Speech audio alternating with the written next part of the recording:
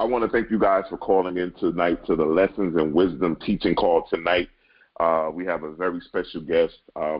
Those of you that have seen the flyers and seen the advertisements, if you're not familiar with him, I will introduce you to him momentarily. I am Issachar Bey. I am the senior director and founder of the Temple of Enlightenment International Spiritual Center. And I am so glad that you guys can be a part of this call tonight. As you know, these calls are created to expand our consciousness, to bring us into a new dimension and a new level within ourselves. As we understand that consciousness is our own reality, what we intend to do is to use these metaphysical new thought principles to elevate us and to help us shift our consciousness so that we can take those ideas, those concepts, whatever it is that we have in the intangible realm, and bring them into the physical realm and make them manifest. For we understand and we know that if you fail to go within, you must learn to live without. And tonight, I'm so excited because we have one of my, I actually, even though he doesn't know, I would say almost as a mentor, Reverend Gaylon McDowell from Christ Universal Temple. He is the executive minister, and he's also the assistant senior minister at Christ Universal Temple. And those of you who are connected to New Thought, you know how important or how much of the cornerstone, I would say, Christ Universal Temple is in the New Thought movement. Although I've never physically been to the church, just by watching Rev.Johnnie Colemon, just by watching Reverend Derek Wells, just by watching Reverend McDowell, and just all the other ministers who have been a part of that ministry, has been very profound and prolific. I think that tonight we're in for a treat, and I want to introduce to you none other than Reverend Gaylon McDowell. How you doing? I'm doing well. How about yourself? Oh, I'm doing pretty good. Just for the people who, because everybody knows who Rev.Johnnie Colemon is, could you tell us just a little bit about how you got first introduced to her and when did you first get in contact or come into contact with Christ Universal Temple? Well, it's kind of a funny story.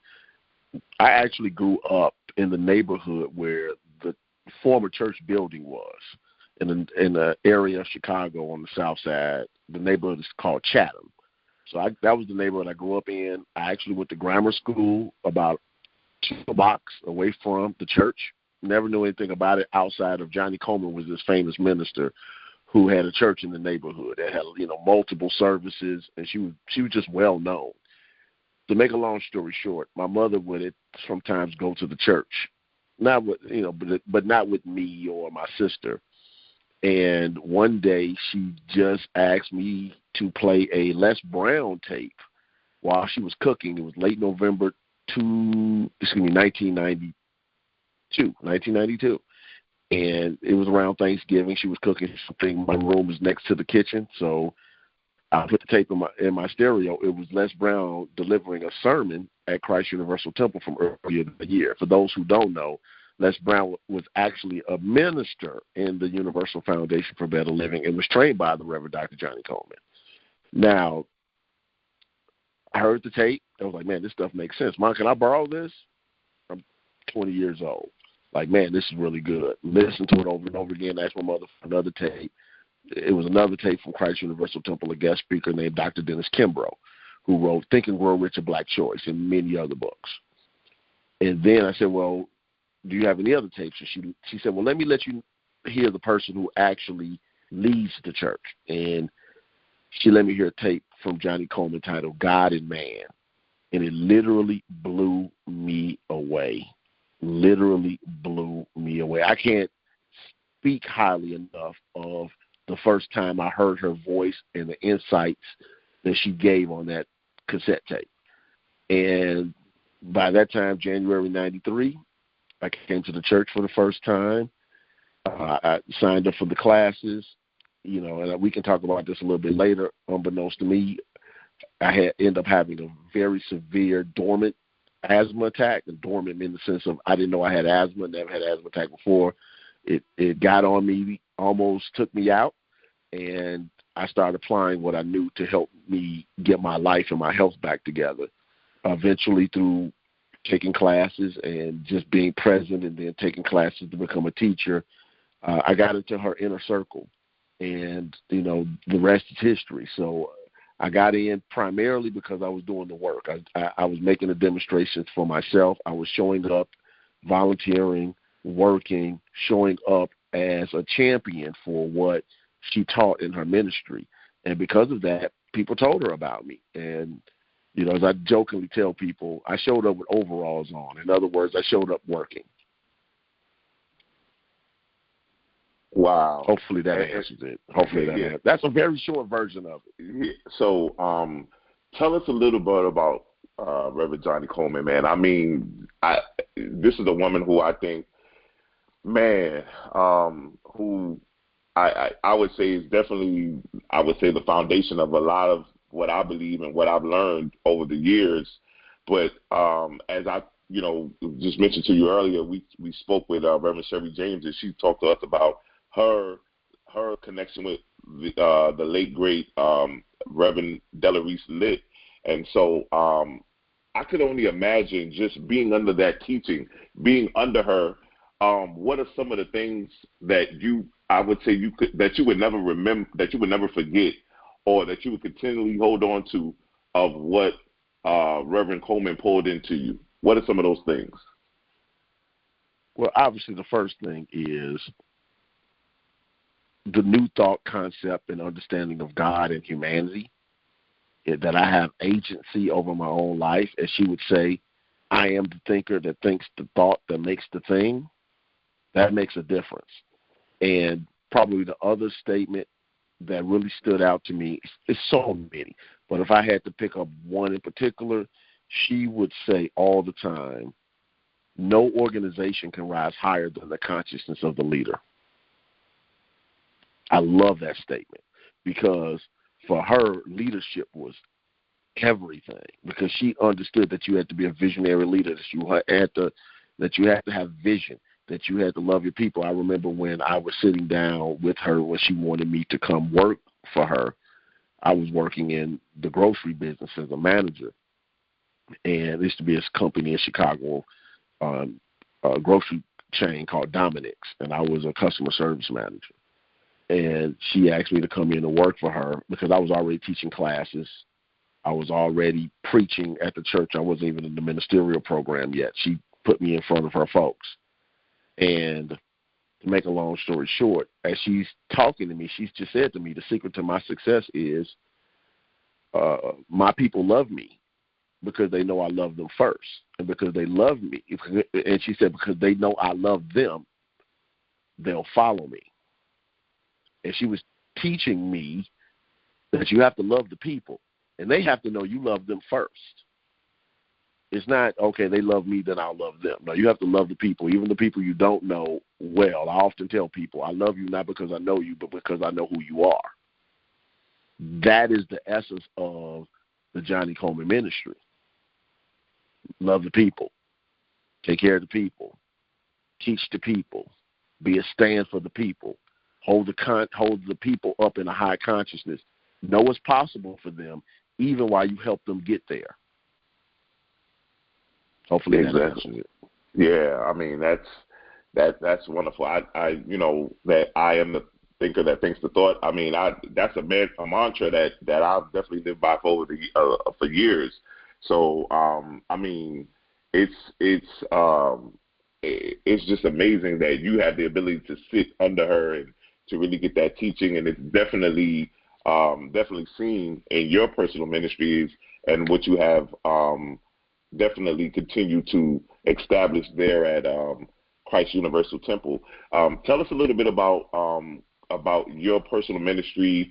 I know that you were doing the Unity Radio and some other things that you were doing, but tell us a little bit about how working under and alongside Reverend Colemon has really propelled you into your ministry and some of the things that you're doing. Well, interestingly, I started off taking classes in the Johnnie Colemon Institute in 1993. I was teaching classes as the youngest teacher in the movement, not just CUT, but the whole Universal Foundation for Better Living in 1997. And now I'm actually the director of the Johnnie Colemon Institute amongst my many roles. So obviously that means that I'm in, over the education of Christ Universal Temple, the spiritual education. And so I've been teaching in the Johnnie Colemon Institute for years. People can sign up for my classes. I'm in the middle of teaching a class right now, so when the next semester shows up, after this semester, I probably won't be teaching again until September.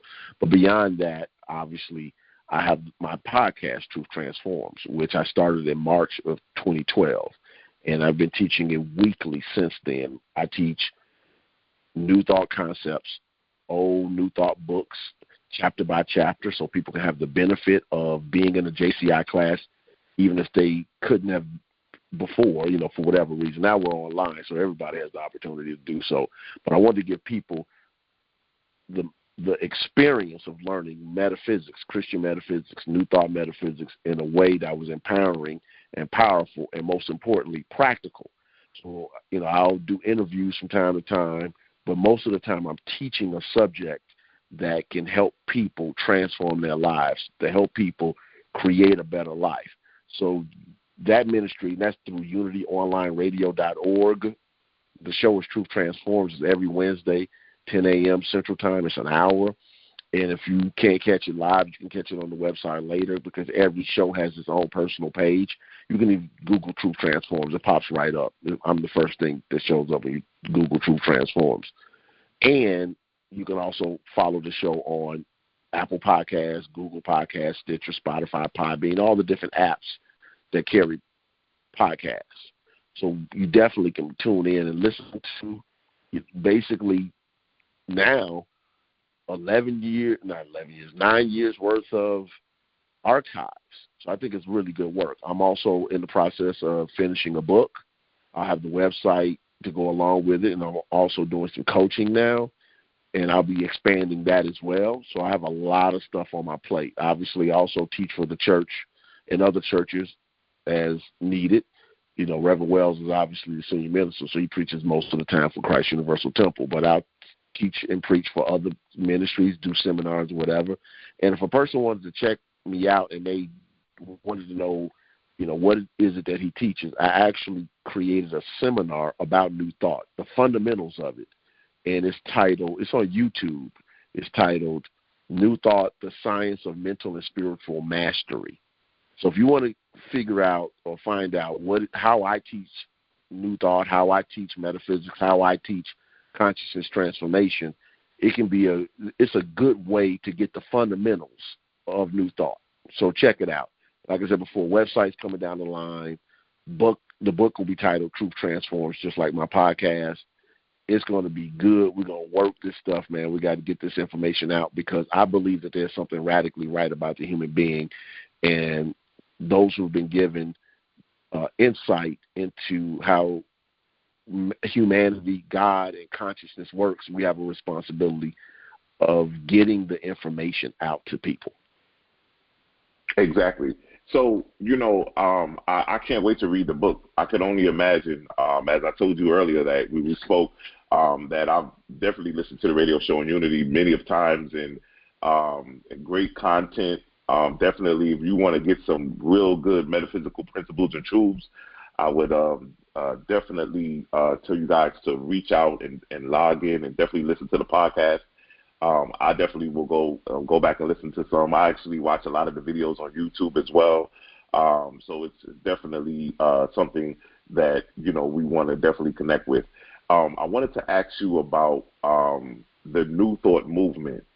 And I wanted to ask, when you got into New Thought, you said that she preached that message that you heard when you got the tape from Les Brown. And you began to listen to the tape, and you heard her speak, and it really changed your life.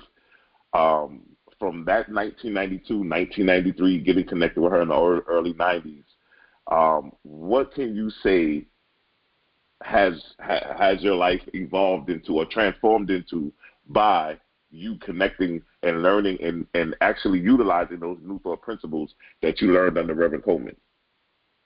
Well, let me just start off with what I mentioned earlier. January 1993, I thought I had a chest cold. And, I'm new to the church. I just joined. My first Sunday was January 3rd. Now, this is probably 3 weeks, probably around the holiday of MLK holiday, around that time. And so I've made all of 3 church services at this point. And I woke up not feeling well, but not thinking it was that big of a deal. My grandmother told me to put some Vicks Vapor Rub on my chest to help deal with what I thought was a chest cold. I went to a party with my then girlfriend, and when I got home, I still didn't feel well. And so I said to my mother, I was like, Mom, I'm having a hard time breathing. So so she just rushed me to the hospital. It was no conversation. She was like, get up, we're leaving now. Took me to the hospital. When I got into the emergency room and they did the test on me, they do a lung capacity test where you have to blow out whatever. I couldn't even blow it out a quarter of an inch. That's how bad it got, just from when I told my mother I can't breathe, I'm having a problem breathing, to getting to the hospital. If I'd have got there maybe 10 minutes later, I would have checked out. So thank God for that level of grace. But while I'm in the hospital, before I left, I actually grabbed my 2 books that I purchased for my class that was coming up in February. And unbeknownst to me, I didn't know how much I was going to need that material. I literally was holding on to the books while I was in the hospital bed, in the emergency room. And, the doctors told me what happened. The Vicks Vapor Rub activated a dormant asthma, and it almost killed me. So my mother's pacing back and forth. I'm her baby. We're having this whole conversation. And I just remember saying to my Mom, according to these books, I don't have to have this if I don't want it. And she just looked at me like, what? And, when I got out, I was there for Saturday night until Wednesday night. By the time I got home, I had to stay home for another 2 weeks because the damage to my lungs was so strong. And the first place I went when I got out was Christ Universal Temple for my morning class that Tuesday morning or whatever it was. And I'm sharing that in this level of detail because as I worked on what I needed to work on, I was, how can I say this? I was so diligent about what needed, about getting a healing, that all I did was work on it. I bought every book that I could afford. I was writing affirmations and prayers on 3x5 cards. I was reading 3 to 5 books a week. I just needed to understand what Johnnie Colemon was saying on that platform, because what she was saying was there was a presence and power within me called the Christ, the I am, the indwelling God, whatever term you want to use, that if I could tap into this power in me, I didn't have to be sick. So to make a long story short, I did the 15-week class. I'm studying like a maniac. I'm reading everything I could get my hands on, listening to everything I could listen to on my old Walkman cassette tape. And I got to the place to where I had to take my last checkup, and everything was great. I was on 2 inhalers and pills. And when I went for that last checkup, I told the doctor, I feel great. I haven't had to use the inhalers. I haven't had to use the medicine. And he said, well, you have to continue to use them because of the damage that was done. Even though everything checks out well, the damage was too great. Basically you need to be mindful about sports, playing sports with your friends. If you do decide to play sports, which he wasn't recommending, make sure you have both inhalers with you. So for me, I can remember going back that day. I prayed all night. I got up the next day. I told my mother, I was like, Mom, I believe I'm healed. And I'm going to prove that this truth works or I won't be here. And I threw the inhalers and the pills and the garbage. Now, to her benefit, I thank God, because the only person in the world that could have talked me out of doing that was her, and she never did. And she never brought it up again. And I'm grateful for that, because that was my faith step that I needed to take. And I used to didn't tell this story because people only hear he threw his medicine away. They don't hear 3 to 5 books a week, studying sun up to sundown, affirmations, prayer, meditation, visualization, all of the stuff that I did because I was just trying to get a glimpse of what Reverend Coleman was teaching from that platform. So if I had to listen to the same tape 20 times to get the concept, that's what I was going to do. I was willing to do whatever it took for me to get my healing. So that's just one part of it. It, obviously helped transform my life. It helped me guide myself into making decisions as far as my career. It obviously guided me into working in the ministry. It's helped me with my family members. This teaching has helped me raising a daughter will be 22 in a few months.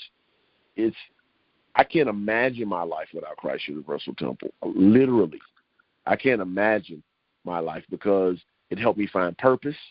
It helped me find a higher vision. It helped me find a higher sense of service.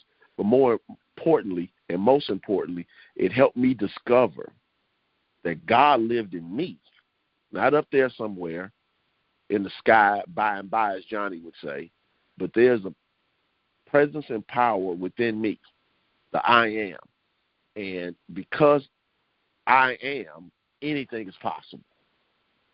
That's the legacy she left with me, that God is the source of my supply, whether that's health, peace, joy, money, or anything else. God is the source. And that's basically where, where I learned how to be so, people would call me hardcore. That's the reason why I call myself the hardcore metaphysician. And I teach hardcore metaphysics because people say, you teach it hard. You teach it hard like Johnny used to teach it. Well, you know what? And I have a sense of yes. When you said that, when you said I'm a hardcore metaphysician, you know what the name that came to my mind was Reverend Mary Tompkins. Yeah. She was also another spiritual mother for me, the Bible-toting metaphysician. Because what's funny? People used to say that she was hardcore. That's why when I heard that, it reminded me of that, but it came to mind. But she was dynamic, unbelievable. Yeah, matter of fact, I think as far as a pure Bible teacher, metaphysician, she was the best. As a matter of fact, I've been listening to her in my truck driving back and forth around the metropolitan Chicagoland area for the last 3 days, just listening to her. I still have a CD player in my car, thank God. So I just pulled out of a box some sermons of hers, and I've just been listening to them. I actually can't say enough good things about Reverend Coleman or Reverend Tompkins as far as them teaching me, spending time not just to teach, but seed into me and mentor me. I can't speak highly enough for either one of them. And, they helped create a platform for me to actually do what I needed to do. And they believed in me enough to put a young guy in front of their people and trusted me to make sure that I would live up to what they put in me. And and every day I hope to make them proud with the work that I do. Yeah. So tell us about, if you can, a little bit about the UBFL, the UFBL. Okay. So the UFBL means the Universal Foundation for Better Living. In 1974, Reverend Coleman left the then Association of Unity Churches. She ordained a Unity minister. Her church, and as a minister, she was in the Association of Unity Churches, which is now called Unity Worldwide Ministries. And she was even a former president of the Association of Unity Churches, but she decided to go independent. I'm not going to get into all the details about why, because that's just messy church stuff. But she decided to create an umbrella of New Thought churches that were basically teaching the same New Thought Christianity that she learned at Unity. And she started a movement. So in 1974, obviously, we had to have a teaching arm, so that's how the Johnnie Coleman Institute came about. Eventually, we needed our own periodical because she was using the Daily Word. By 1975, we had the Daily Inspiration for Better Living. We have churches in different areas. So, in Canada, in Toronto, New York, Chicago, L.A., Miami, different places. And, I don't want to miss anything. Jamaica. We have churches around Baltimore. And basically, it's just to, make sure that, it's a platform for all who are willing to learn how to live a better life. This was Johnny's vision. She wanted to make sure that everybody had an opportunity to learn and succeed, regardless of race, regardless of gender, regardless of what side of the what neighborhood you were born in, or what side of the fence you were on, or however that goes. She wanted everybody to have an opportunity, if they were willing to learn how to live a better life. So that's what the UFBL is about. And all the ministers at Christ Universal Temple are actually ordained ministers for the Universal Foundation for Better Living. UFBL is the licensing arm. They license. It's the umbrella for the churches. Okay. So so they cover a lot of other stuff. They have a seminary, Johnnie Colemon Theological Seminary, which handles the ordination, training of ministers, the training of teachers, what the Johnnie Colemon Institute used to do. And they also obviously have the big conference, normally not this year, last year, the Panorama of Truth, which is the big conference that we put on every year. So, Universal Foundation for Better Living is doing some things. If you want to check it out, go to UFBL.org. If you want to check out Christ Universal Temple, go to cutemple.org. Okay. So, I definitely, anybody who's been into New Thought, what I wanted to ask you too is this, when you start hearing about New Thought, about Unity, Charles Fillmore, you start hearing about all these other people who were some of the people who I guess are considered to be the pioneers. I wanted to know, what is your thought on blacks in New Thought and the New Thought movement, and where do you really see? I would say, or even the UFBL. Where do you see black in New Thought? How do you feel about that? And then how do you feel, or where do you see it moving to? Because we talked earlier, and one of the things you expressed was getting the word out, getting the message out. And I agree with you 100%. I'm all about pushing this message. That's why I do calls and try to get you on here to talk to us about the importance of New Thought and just how it changed your life, but also to get that message out so that other people can hear this and be like, wait a minute, I don't even know what New Thought is. I tell people all the time that you hear about Church of God in Christ, Full Gospel Baptist, you hear about all these different denominations. I feel like New Thought can stand the test of time against anybody, against any other denomination that's out there. And so yes. I feel like, and in this day and time where we are now, I just feel like with so much heritage and legacy that we have from Mary Tompkins and Reverend Coleman and Reverend Della Reese and all the ones who have come before us, I feel like there's just so much more ahead of us that I'm looking forward to within Blacks in New Thought. I just wanted to know, what do you feel about that? Well, obviously, I'm a big believer that the black community, whether it's in the United States or abroad, could greatly benefit from the teachings of New Thought. I call Johnnie Colemon the civil rights leader of the mind. I don't know if you heard those episodes I did on my podcast, but there's several episodes, some with Michael Beckwith and Les Brown and Reverend Dr. Sheila McKeithen, who's the president of UFBL now, Reverend Dr. Derek B. Wells, who's the senior minister of Christ Universal Temple, and so on and so on. I called her the civil rights leader of the mind because she showed up in Chicago, one of the hubs of Black America, in 1956, telling black people in the midst of Jim Crow, segregation, that God lives in you, and through the power of your consciousness, you can demonstrate your good, and nothing can stand against you because it's yours by right of consciousness.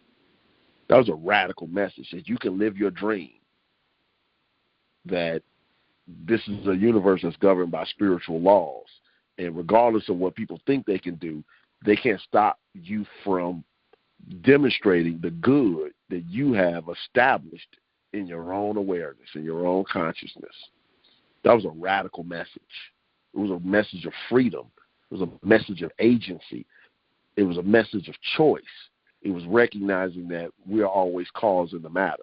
That doesn't mean that racism and other things don't show up as a part of the collective human consciousness. They do, and then some. However, that's not the last word, because there's still only one presence and there's still only one power, and that's what we have to rely and know. As far as blacks and New Thought, obviously, there have been black people teaching New Thought for years, sometimes not saying it's New Thought. For instance, Reverend Ike was a New Thought minister, but he never called what he did New Thought. He would say mind science, and some people understood what that meant and some people didn't. The self-help movement basically came out of New Thought. So you have black people reading, for instance, The Power of Positive Thinking, Norman Vincent Peale. He knowingly studied Ernest Holmes, the founder of religious science now called Centers for Spiritual Living, in his classic text, The Science of Mind. Napoleon Hill, who wrote Think and Grow Rich, and many other books, who business people read like he wrote the gospel for business. If you read his book, Law of Success, where he gives his whole teaching, he'll tell you he studied New Thought. He put it in a format for business and success and prosperity. So we're studying and we don't know what it is. Wayne Dyer. People are watching him on PBS, not knowing that he studied New Thought. Les Brown, who's arguably the greatest motivational speaker of all time, studied New Thought. People listen to him, but they don't know that's what they're listening to because of the language. It's not because sometimes they're teaching it without the theological language. You have Tony Robbins. I was literally at a Tony Robbins event, and he said at the event that when he first started studying self-help material, I think he was studying the magic of believing, or was it the 3 magic words? I can't remember. It's either U.S. Anderson or Claude Bristol. My point is, when he started studying about human potential, some of the material he was studying was New Thought or based in New Thought. So if it's good enough for all of these other cultures to learn this teaching, to get exposed to it, then we should get it in all of its purity and help our community transform itself. Because what we're telling people is, yes, things in life happen. And yes, things like systemic racism and other those things happen. But God lives in you. And when you know who you are, they can't stop you. These concepts of people thinking they can get in the way of your way because of the color of your skin, no. As Johnnie would often tell us, God is the source of your supply. And she even wrote in her book, It Works If You Work It, that you can stand in the breadlines all you want. It doesn't make a difference what the president says. She says literally what the president says, not the president you like or dislike. Any president. She's basically saying, God is my father, and I'm a rich child of a rich God, and prosperity is my birthright. That's a paradigm shift. Now, picture if our youth were learning that material, that information. What if our adults were teaching that information to their children? What if kids were learning that type of information in Sunday school?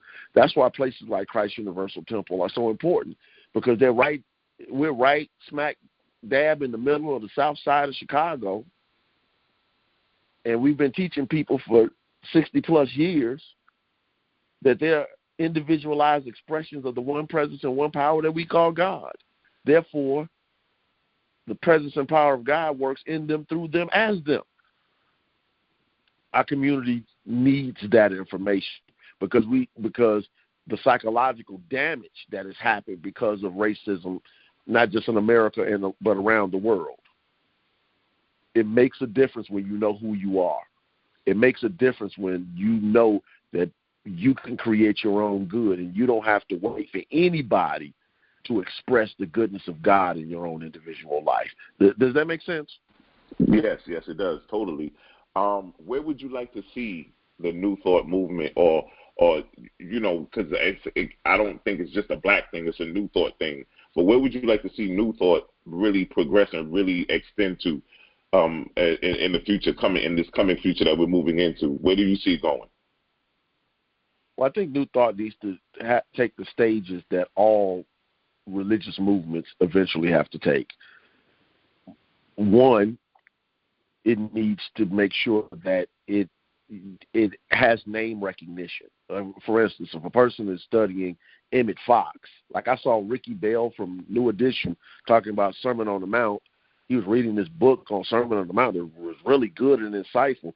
He didn't know the book was New Thought because in the book, Emmett Fox never uses the term. A lot of times people study, Charles Fillmore and Ernest Holmes, but you don't bump into the term. The term matters. So I think we need to be mindful of, so people have recognition. What is New Thought and what is not? There's a lot of groups, there's a lot of religions that teach metaphysics. New Thought metaphysics is a particular way of looking at metaphysics, and we need to be able to differentiate. That's one. Two, we have to have the structures like anybody else.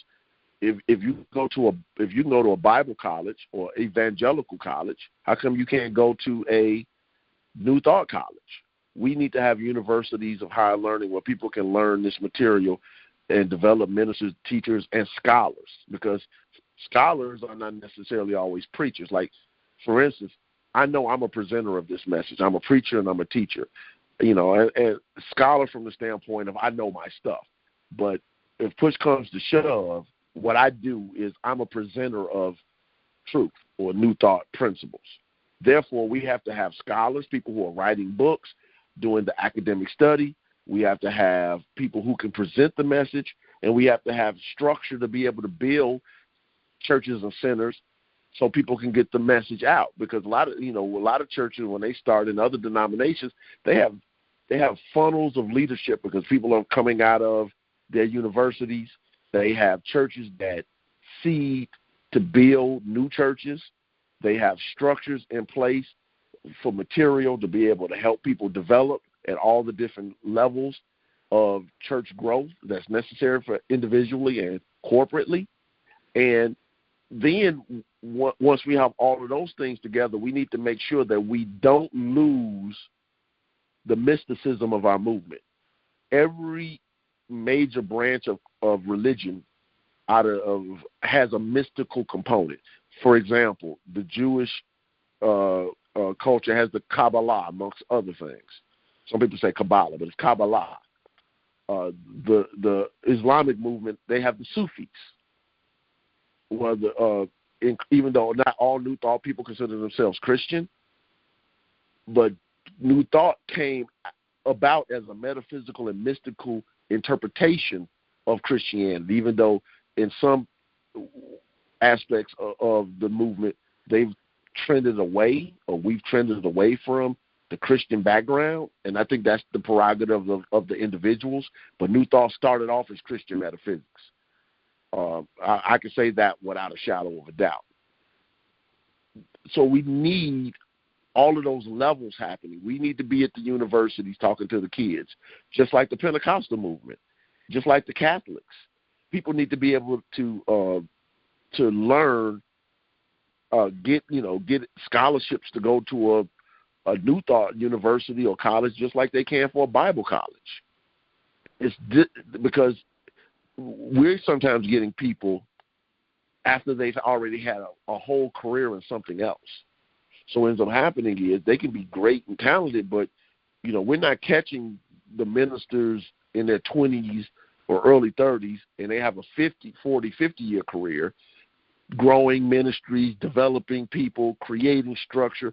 You think about it, Johnnie Colemon was a minister for 50 years straight. It's one of the reasons why she was able to build what she built. She was so young when she started. That helped the process as it went along. Hopefully that helps. So what I would like to see the New Thought movement get is the structure that all religious movements eventually have to have without losing its mysticism. And when I say mysticism, I mean the teaching that we teach the direct connection to God without anyone needing to do it for you. Hopefully that helps. I agree 100%. I always ask this question, and I can't wait to hear what your answer is. Growing up in New Thought, just, there's so many things that have changed my life, as I told you previously about my encounter with Reverend Ike, Bishop Eben R. Jordan, and getting into Dr. Barbara King and all those, just getting into that. What are some of the New Thought books that changed your life? It's so many. Obviously, when I first got into New Thought, the books that I was studying, I was studying like New Thought Christian by William Warch. I was studying A New Way of Thinking by, what's the guy's name? I can't remember now. He was another William. No, it wasn't a William, but it was a book called A New Way of Thinking. It's out of print now. It's been out of print for like 25 years. I used to study that all the time. Discover the Power Within You by Eric Butterworth. Books like Dynamics for Living by Charles Fillmore, Lessons in Truth, H.M. Lee Cady, obviously. I've probably read H.M. Lee Cady's book minimally, and I'm not even exaggerating. I know I've read that book over 100 times. Easily over 100 times, because I've taught it. I've studied it. It's our secondary text in the UFBL behind our primary text. Interpreted. I love The Eye of the Storm by Gary Simmons. These are just a few books that's from the top of my head. A Parenthesis in Eternity by Joel Goldsmith. I'm a student, so when it comes to studying the metaphysical concepts of the Bible, I've run across some really good books through the years, and I'm obviously a big proponent of Charles Fillmore. I love Charles Fillmore's work. Prosperity, Christian Healing, which I've taught on my podcast. I'm trying to think of something. Just offhand, I could go on and on talking about books. So we can talk for the next 5 hours about books. Exactly. There's so many great books. Tell us about those. If there's somebody listening on this call that's just getting introduced to you guys for the first time, tell us a little bit about Christ Universal Temple. I don't know if anybody's listening in the Chicago area or whatever that may want to come visit you guys. Are you guys doing in-person services, or are you doing virtual? But tell us a little bit about the church, and how can we get in contact to see the services and so forth. Well, right now we're still doing online only. We're going to be having a meeting actually in a couple of weeks to discuss when we're coming back on campus. We've been having outdoor services once a month. We did one this past May and April. We'll be doing one in June. We built a big stage on the church parking lot and have a full service. I mean, it's really dynamic. But as far as people, if you want to learn a little bit more about Christ Universal Temple, the website is www.cutemple.org.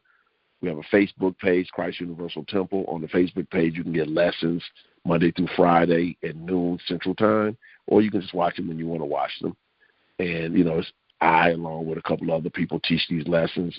Obviously, we have the Sunday sermon on Facebook and on the website and on our YouTube page, CU Temple, the letters CU Temple all together. So if you want to just go back and look at archives of sermons, mine, Reverend Wells, anybody else, you can go on and take a listen or watch and just tune into those sermons. As far as the history of the church, our founder in the early 1950s was Johnnie Colemon, now known as the Reverend Dr. Johnnie Colemon, was a young woman about 32 years old. She was sick, and she was diagnosed with an incurable disease and was given 6 months to live. And her mother would read Unity material from then it was called Unity School of Practical Christianity. And she bumped into after she found out she had 6 months to live and the doctor told her to get her life in order. She's home. She bumps into a table, her mother's magazine for home, and she reads the words, "God is my health. I can't be sick," which is a part of a prayer poem that Unity promotes called the Prayer of Faith. Johnnie asked about this prayer and how could anybody write it, and her mother told her, "Hey, don't ask me. Go to the people who wrote it." Johnnie drove 9 hours to Unity Village, which is right outside Kansas City, Missouri. And she said when she was there, her words, not mine, she said an old white woman was there, and she told the woman about her predicament, and she said the woman said, "Don't worry about that. We'll teach you how to live." there's some classes coming up next month. I want you to be in them. And Johnny got in the class, didn't even know when she really got healed. She just kept living. That was 1952, I believe, 52, 53. And she just kept living. And, she started the church in 1956 with 8 people around. There originally were people around her dinner table, started the church with these charter members in October of 1956. And she grew it into a mega ministry, a ministry of thousands, to where eventually, she was able to build a church with a 3,000 plus auditorium seating. It's 3,000 now because we have theater seating. When we have pews, you can put more people in them, in the building. But when I showed up, it was standing room only. And, we used to have 1,000 people in class at one point, every week. 3,000 plus people standing, people standing on the walls just to make sure, along the walls rather, to make sure they got the message that she was teaching. We built the first mega church in Chicago, which is a big deal. Alternative spirituality like New Thought, building the largest church facility in all of Chicago at the time. It's now one building that's bigger than ours, but that's a big statement to be able to say in the third largest city in the United States, and at the time it was the second largest city before LA got bigger and more populated, that we built the largest church building in the city of Chicago. So at this point, we're still doing the work. The Reverend Dr. Derek B. Wells is Reverend Coleman's successor.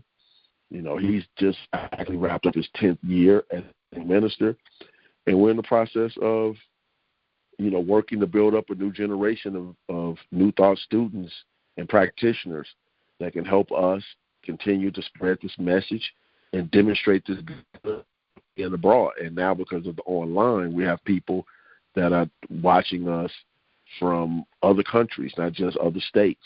So we're continuing to put the work in, man, putting in the work. Hopefully, that's a short synopsis, but it's a lot that goes into the history of Christ Universal Temple. Again, that could be a multiple-day conversation. Oh, yeah, definitely. Oh, man. And I could only imagine just the rich heritage and legacy that Reverend Coleman has left and that you guys will continue to build on. I mean, it has to be absolutely phenomenal to be connected with that ministry. Tell us, how can people connect with UFBL? I don't know if individuals can join or study groups, or explain if somebody wants to reach out to get involved with UFBL, what are some of the things that they can do as well? Well, UFBL is an association of member churches.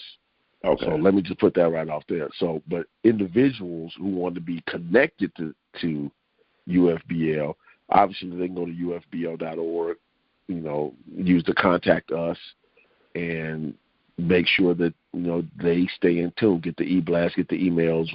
If they have a message for the president or the UFBL board, I mean, at one point I was on the board for 9 years. I just got off this past December 31st. I was the past second vice president for the last couple of years. So those are some of the ways you can call. You can email, but I don't have the email off the top of my head, so you would have to go to the website to do it, or order a daily inspiration, use the phone number, or it's a phone number on the website, however you need to do to make that work. But you can get connected. That way, if there's a local UFBL church in your area, tune in. But like I said before, now that we are online, almost every ministry is online these days.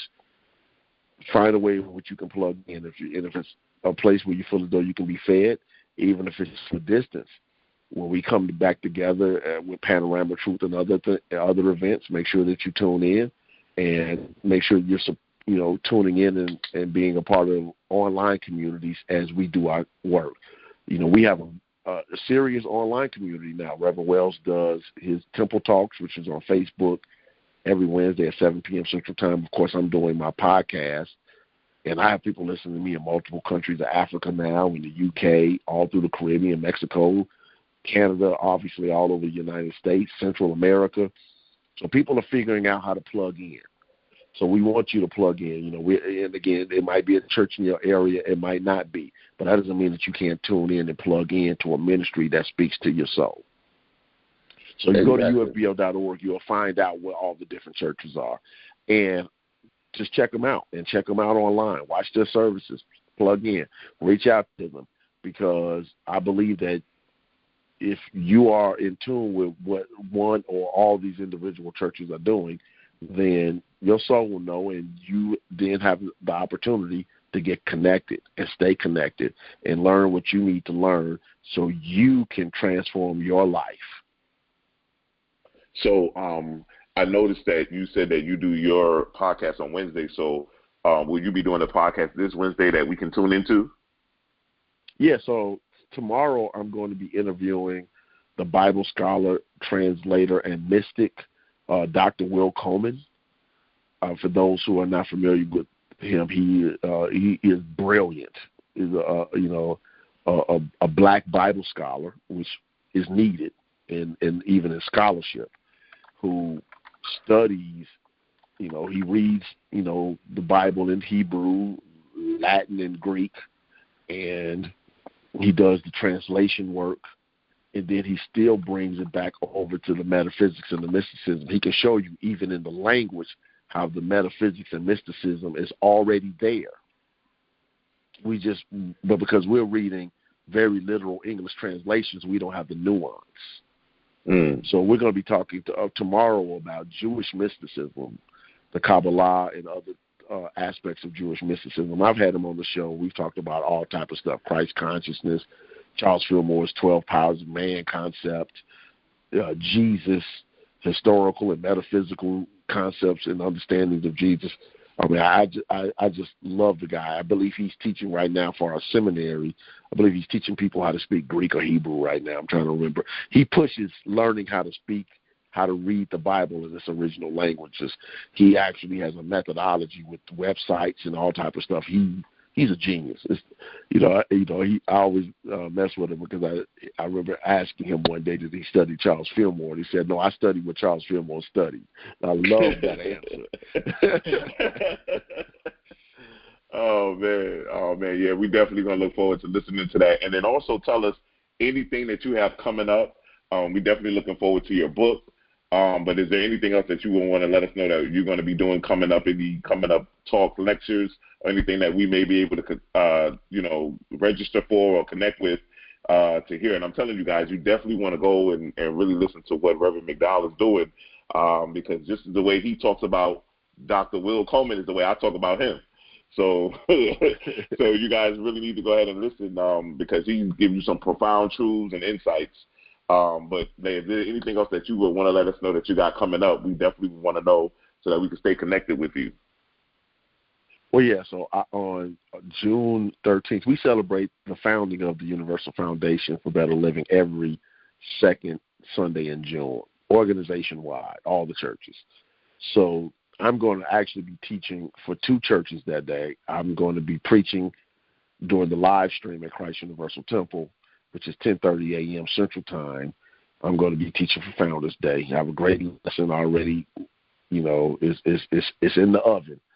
And I'm also going to be teaching for Reverend Sherry James' church that afternoon, because they're a couple hours behind. I'll probably just pre-record my part of that sermon, so I have to do both at the same time. So you can plug into Christ Universal Temple's website, again, cutemple.org, our YouTube page, CU Temples. Like, for instance, if you have a smart TV, you can just put it up on YouTube and watch it on your TV. You don't even have to watch it on your phone or tablet or computer. Obviously, on Facebook, Christ Universal Temple. As far as the Up Church is concerned, Universal Principles for Better Living Church, again, I'll be teaching for them as well. So those are 2 things I have coming up that are immediate. Again, I teach normally twice a week on Facebook for our daily, Monday through Friday, daily inspiration for better living lesson, which is based upon our periodical. So I normally teach Wednesdays and Fridays, but sometimes I switch it up. Like today I'm doing that again on Friday, 12 Central Time. But again, if you can't make it live, just go back and watch it later. It's on Facebook. Again, the book, the website is coming down the line, so be on the lookout for that information. If you're listening to my podcast, I'm going to be giving all this information out and then some.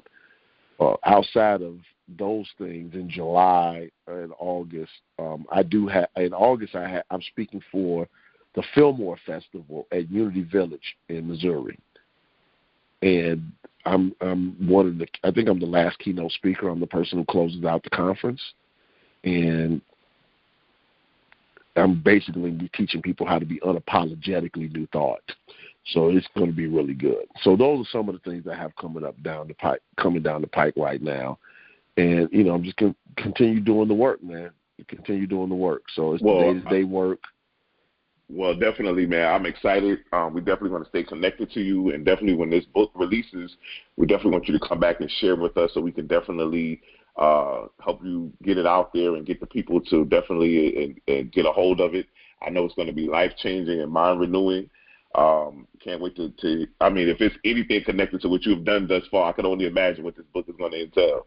So, and I could see hopefully that this book will I can automatically know that this book will probably become one of the teaching utensils they use in the ministry to teach. So, I definitely will be looking forward to be teaching from it and doing some different things over at our center.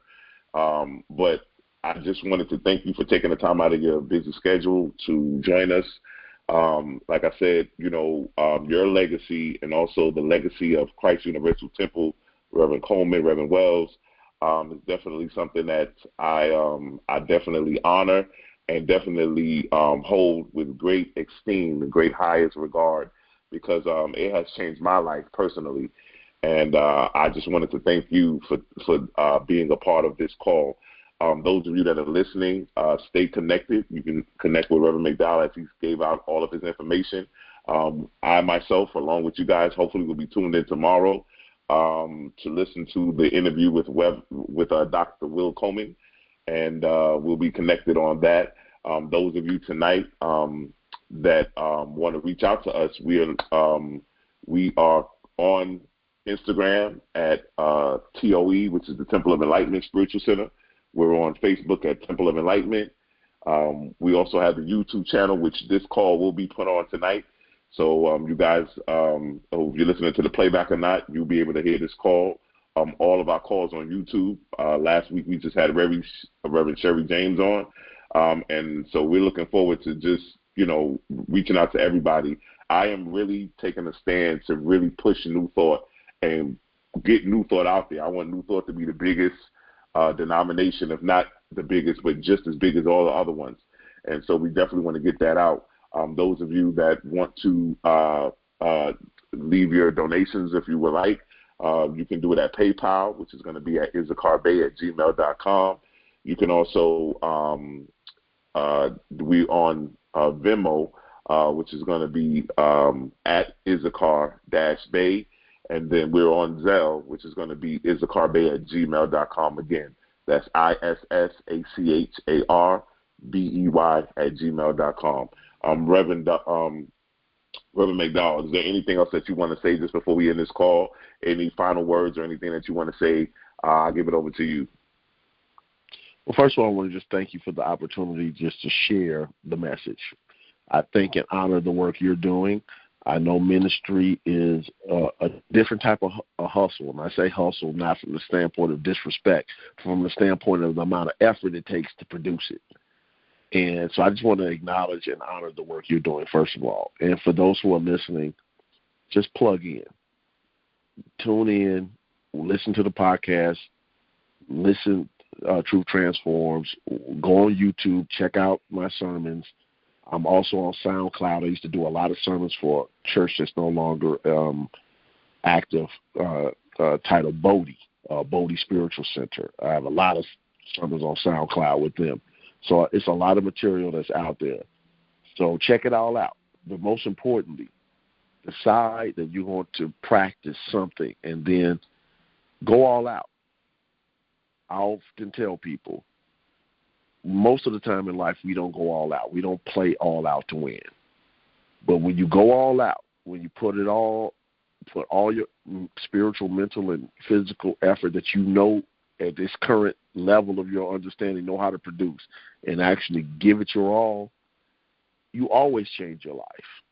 So go for it. Go for what you believe is possible for you. If you read something in a book or listen to something from this ministry or Christ Universal Temple's ministry or any ministry, decide that you're going to practice it all out and then see for yourself what happens. As Johnnie Colemon would always say, it works if you work it. God bless. God bless you, and thank you for calling. And as I always say, your destiny is not a matter of chance, but it's a matter of choice. And so it is. Good night.